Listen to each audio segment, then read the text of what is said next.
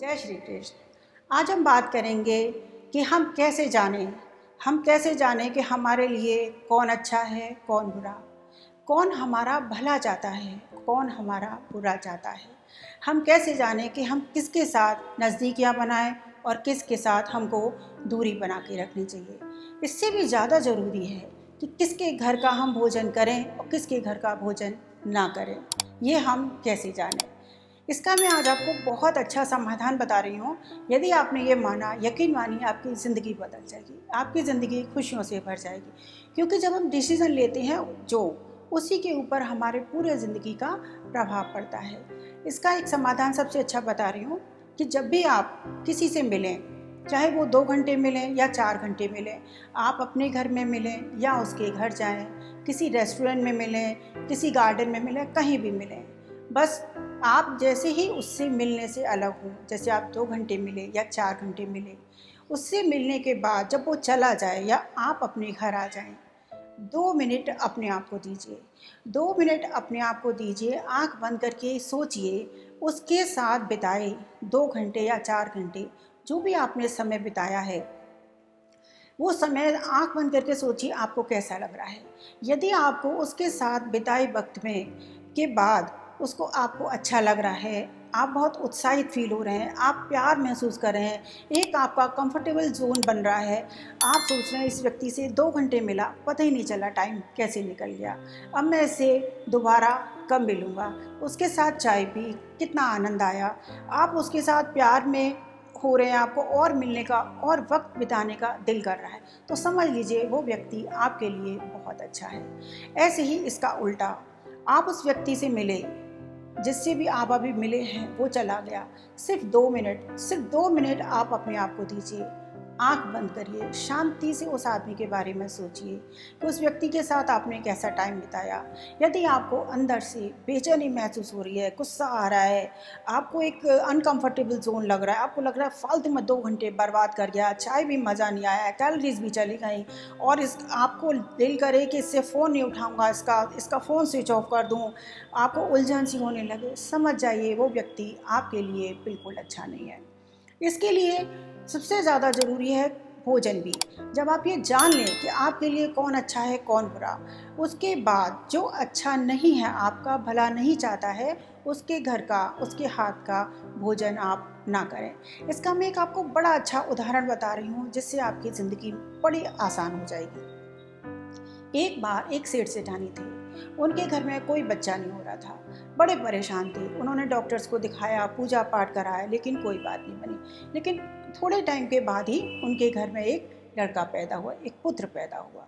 उन्होंने सोचा इतने दिनों के बाद, इतने सालों के बाद हमारे घर में बच्चा हुआ है और हमने किसी को नहीं बुलाया है, चलो इसी बहाने हम एक बड़े आयोजन करते हैं जिसमें हम सारे अपने रिश्तेदारों को बुलाएंगे। तो उन्होंने एक पूरी लिस्ट तैयार करी जिसमें सेठानी के सारे रिश्तेदार, सेठ जी के व्यवसाय के अड़ोसी पड़ोसी सबको बुलाने का उन्होंने अपना प्लान तैयार किया। उन्होंने सोचा जब हम इतना बड़ा आयोजन कर रहे हैं तो क्यों ना एक ऋषि को बुलाएं, जिससे हमारे आयोजन का महत्व भी बढ़ जाएगा और हमारे बच्चे को आशीर्वाद मिल जाएगा, जिससे उसका जीवन सफल हो जाएगा। उन्होंने ऋषि का पता किया, किसी ने बताया शहर के बाहर एक बहुत बड़े ऋषि टीले पर रहते हैं। वो वहाँ गए, उन्होंने पता किया, ऋषि मान गए उनके घर आने के लिए। सेठ सेठानी ने बहुत सुंदर पूजा यज्ञ का आयोजन किया, सारे लोगों को बुलाया, ऋषि भी आए, बहुत स्वादिष्ट भोजन बनाया। जब कार्यक्रम किया, उन्होंने आयोजन किया, वो बहुत अच्छा रहा, सब लोगों ने तृप्त होकर भोजन भी किया, सारे लोग अपने घर चले गए। ऋषि को भी उन्होंने पूरे आदर सम्मान के साथ शाम होते होते उनकी कुटिया पर पहुंचा दिया। जब शाम को सेठ सेठानी आराम से बैठ गए, रात होते होते सेठानी के हाथ जब गले पर गया तो उन्होंने देखा उनकी चैन गायब है। सारे नौकरों से पूछताछ हुई, रिश्तेदारों को फ़ोन किया, लेकिन चैन का पता कहीं नहीं चला। रात पूरी इसी अस्त व्यस्तता में निकल गई। सुबह हुआ, पुलिस केस हुआ, नौकरों को बुलाया, उनकी मारपीट करके पूछा हुआ, लेकिन कुछ पता नहीं चला। फिर पुलिस केस भी हो गया, मारपीट भी हो गई। उन्होंने थक हार के 12-1 बजे से सेठानी बैठ गए। उन्होंने हार स्वीकार कर ली, निराश हो गए कि अब हमारी चैन नहीं मिलेगी। जैसे वो बैठे ही थे तभी देखा दरवाजे पर ऋषि दौड़े दौड़े आ रहे हैं। उन्होंने ऋषि को भाग के उनका स्वागत किया और उनको बिठाया और उन्होंने बताया कि कैसे हमारे यहाँ कल चोरी हो गई। जैसे ऋषि ने ये बात सुनी कि सोने की चैन चोरी हो गई है, ऋषि ने अपनी जेब में हाथ डाला और चैन निकाल के उनके हाथ में दे दी। ये देखते ही सेठ सेठानी के पैर के नीचे से जमीन निकल गई।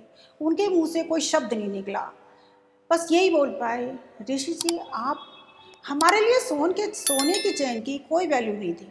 हम आपको 1 नहीं 10, 10 नहीं 100 दे देते।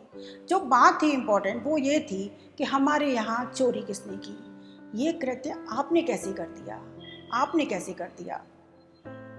ऋषि मुस्कुराए और बोले, वैसे मैं कहीं आता जाता नहीं हूँ, सादा भोजन करता हूँ, लेकिन कल जब मैं तुम्हारे यहाँ आया और जो 4 घंटे मैंने तुम्हारे यहाँ व्यतीत किए, उससे जो वाइब्रेशन मेरे अंदर गए और फिर मैंने जो तुम्हारे यहाँ भोजन किया, तुम कोई बहुत सात्विक तरह से तो पैसा नहीं कमाते हो, तुम व्यापार करते हो, उसमें थोड़ी सी हेरा फेरी करते हो, थोड़ी सी बेईमानी करते हो।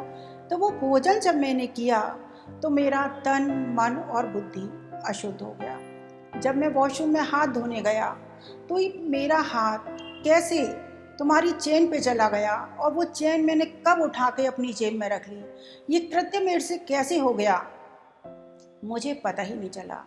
सेठ जी बोले, ये तो ठीक है, और ये बताओ तुम वापस कैसे लेकर आए। ऋषि फिर मुस्कुराए और बोले, उसका कारण है तुम्हारा भोजन खाया, मेरा तन मन बुद्धि अशुद्ध हुआ, लेकिन सुबह जब मैं सेवानिवृत्त हुआ तो सारा भोजन तुम्हारा निकल गया। मैं नहाया धोया, पूजा पाठ करी, फिर मैं ध्यान में बैठता हूँ।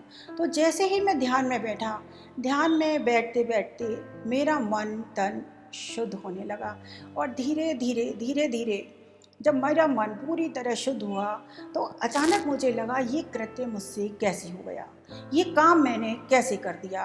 और जैसे जैसे ध्यान में बैठते बैठते मेरा मन शुद्ध होने लगा, मैं दौड़ा चला आया और ये चैन तुम्हें वापस कर दी। माना अब आपने जान लिया कि आपका कौन भला चाहता है, कौन बुरा चाहता है। अब जो माना आपका बुरा चाहता है, आपका भला नहीं चाहता, और वो आपका माना रिश्तेदार है। माना उसने कोई फंक्शन ऑर्गेनाइज करा जिसमें आपके सारे रिश्तेदार आ रहे हैं, आपकी जान पहचान वाले आ रहे हैं। अब आप जाएंगे तो आपको परेशानी होगी, लेकिन नहीं जाएंगे, यदि आप नहीं जाएंगे तो उससे भी ज़्यादा परेशानी होगी। 50 लोग आपको फ़ोन करके पूछेंगे कि क्या बात है, लड़ाई हो गई, आप उनके यहाँ क्यों नहीं आए। तो आप सच बता नहीं सकते और झूठ बोलेंगे तो और भी ज़्यादा आपको दुख होगा, आपका और भी ज़्यादा नुकसान होगा। अब ऐसे रिश्तेदारों का क्या करें जो आपका बुरा चाहते हैं और फंक्शन ऑर्गेनाइज कर रहे हैं, आपको वहाँ जाना भी है। ऐसे रिश्तेदारों से आप रिश्तेदारी ऐसे निभाएं जैसे आप रिश्ता निभाते हैं अपने बाथरूम से। बाथरूम में क्या करते हैं, गया निकाला आ गया, गए निकाला आ गया। 2 वक्त का आप 2 मिनट का आप टाइम देते हैं। ऐसे ही रिश्तेदारों से आप ऐसे ही रिश्ता निभाइए। आप उनके यहाँ जाइए, सिर्फ अपना लिफाफा दीजिए, व्यवहार निभाइए, जो गिफ्ट देना है वो दीजिए, सिर्फ अपनी एक अटेंडेंस लगाइए, अपनी प्रेजेंस लगाइए और वहाँ से चलने का प्रोग्राम बनाइए। लेकिन अब आती है भोजन की बात। यदि आप उनके यहाँ भोजन नहीं करेंगे, फिर आपसे 50 लोग पूछेंगे कि क्या हुआ, ये अच्छा बना था, वो अच्छा बना था, आपने खाना नहीं खाया, क्या लड़ाई थी, 50 बातें। अब आपको उसकी भी वहाँ प्रेजेंस लगानी है, वो भी अटेंडेंस देनी है। आप एक प्लेट उठाइए, उसमें बिल्कुल थोड़ा सा, पूरा नहीं खाना है, बिल्कुल थोड़ा सा लीजिए, सबको दिखा दीजिए कि आपने भोजन कर लिया। थोड़ा सा सिर्फ दिखाने के लिए 1 चम्मच लीजिए, वहाँ भी उसमें भी आप प्रेजेंस लगाइए, अटेंडेंस लगाइए, सबको दिखा दीजिए और वहाँ से चल दीजिए। इन रिश्तेदारों से आप रिश्तेदारी बिल्कुल ऐसे ही निभाइए। एक बार एक गाय थी, कसाई के पास थी, तो कसाई का ही वो साथ करती थी और कसाई का ही वो भोजन करती थी। तो एक दिन कसाई उसको काटने जा रहा था, तो उसने रस्सी से गाय को जो बांधा हुआ था वो रस्सी छूट गई। आप सोचिए, आपकी गर्दन पे कटार हो तो सारा गुस्सा क्रोध जो होता है वो एकदम पूरे बेग पर होता है। जैसे ही रस्सी छूटी कसाई के हाथ से, गाय भागी। वो किस दिशा में जा रही है, कहाँ जा रही है, कहाँ पहुँचेगी, उसको कुछ नहीं पता था, बस वो भागे जा रही थी। भागते भागते तेजी से भागी, बहुत दूर निकल गई। भागते भागते वो एक ऋषि के आश्रम में पहुंच गई। वहाँ ऋषि ध्यान में बैठे थे। गाय पीछे से निकलकर उनके गार्डन में चली गई। वहाँ मीठी मीठी हरी हरी घास थी, वो घास को खाने लगी और ऋषि अपने ध्यान में मगन थी। इतने में ही कसाई भागा भागा आया और ऋषि से पूछा, क्या आपने मेरी गाय देखी है? ऋषि जी समझ गए, वो समझे कि आज यदि मैंने गाय का बता दिया कि गाय का पीछे है तो गाय जान से हाथ धो बैठेगी, और मैंने झूठ बोला तो मुझे पाप चढ़ेगा। तो उन्होंने इसका एक बड़ा अच्छा सा समाधान सोचा। उन्होंने बोला कि जो बोलता है उसने देखा नहीं, और जो देखता है उसने बोला नहीं। कसाई ने समझा मेरी गाय चली गई है और ये अपना ज्ञान मुझे बखार रहा है, तो जो कसाई था वो आगे बढ़ गया, और जो गाय थी वो ऋषि के आश्रम में रह गई। ऋषि के आश्रम में उसने हरी हरी घास खाई, उसका जीवन आनंदित हो गया। सबसे बड़ी चीज़ जो कसाई के यहाँ हमेशा डर था, कसाई के पास हमेशा डर था कि मैं कभी भी काटी जा सकती हूँ, निर्भय होकर आनंद में होकर उसने जीवन बिताया। साथ का कितना बड़ा असर होता है। कसाई के साथ उसे हमेशा कटने का डर था, एक भयभीत माहौल था, और वही माहौल ऋषि के यहाँ आनंद में था, किसी चीज़ का डर नहीं। ऋषि आश्रम में इतना ध्यान करते थे, प्यार से वो गाय रही, इतना उसका जीवन आनंद से प्रफुल्लित हो गया। आप सोचिए, जब हम खुश होते हैं तो हम उसके पास जाते हैं जिससे हम प्यार करते हैं, लेकिन जब हम दुखी होते हैं तो हम किसके पास जाते हैं? तब हम उसके पास जाते हैं जो हमसे प्यार करता है। जो हमसे प्यार करता है हमेशा हम अपना दुख उसी को बताते हैं। तो ये बात हमारे जीवन में जानने के लिए बेहद ज़रूरी है कि हमसे कौन प्यार करता है, कौन हमारे लिए भला चाहता है, और कौन हमारे लिए अच्छा भाव रखता है। यकीन मानिए, जिस दिन आप ये जान लेंगे आपका जीवन सुखमय हो जाएगा। जय श्री।